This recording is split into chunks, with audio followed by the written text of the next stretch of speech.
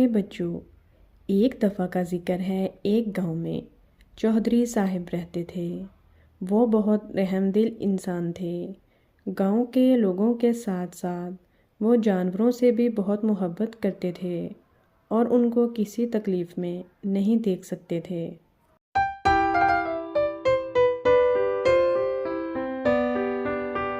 ان کے پاس بہت سے جانور تھے جن کی دیکھ بھال کے لیے انہوں نے ایک ملازم رکھا ہوا تھا جو جانوروں کے کھانے پینے اور صفائی ستھرائی کا بے حد خیال رکھتا تھا۔ ایک دن چودھری صاحب کا ملازم ان کی پسندیدہ گائے کو لے کر ان کے پاس پہنچا اور انہیں بتایا کہ بھوری چارہ نہیں کھا رہی۔ چودھری صاحب بہت پریشان ہو گئے اور انہوں نے اسے حکم دیا کہ وہ جا کر حکیم صاحب کو لے آئے اور خود بڑی دیر تک بھوری کو پیار کرتے رہے۔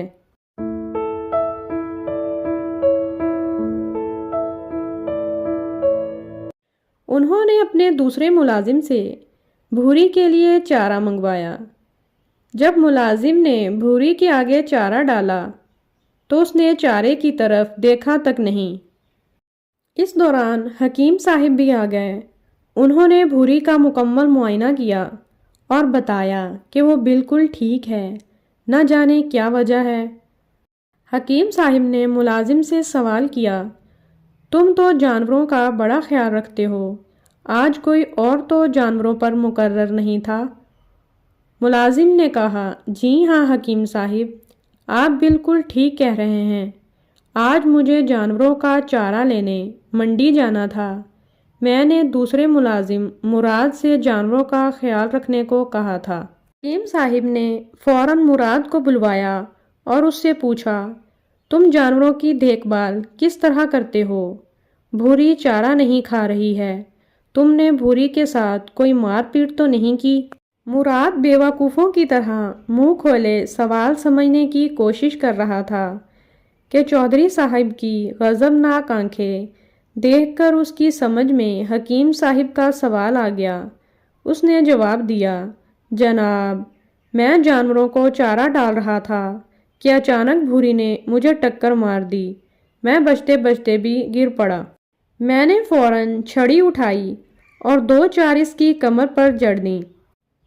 حکیم صاحب نے مراد سے کہا، بیٹا، انسانوں کی طرح جانوروں میں بھی عزت نفس کا مادہ ہوتا ہے، وہ تم سے ناراض ہے اس لیے چارہ نہیں کھا رہی۔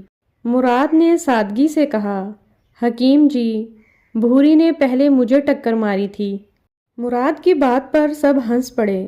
حکیم صاحب نے مسکراتے ہوئے کہا، بیوقوف انسان، جانور چونکہ بے زبان ہوتے ہیں تو وہ خوشی یا پیار میں ٹکر مارتے یا لپٹتے ہیں۔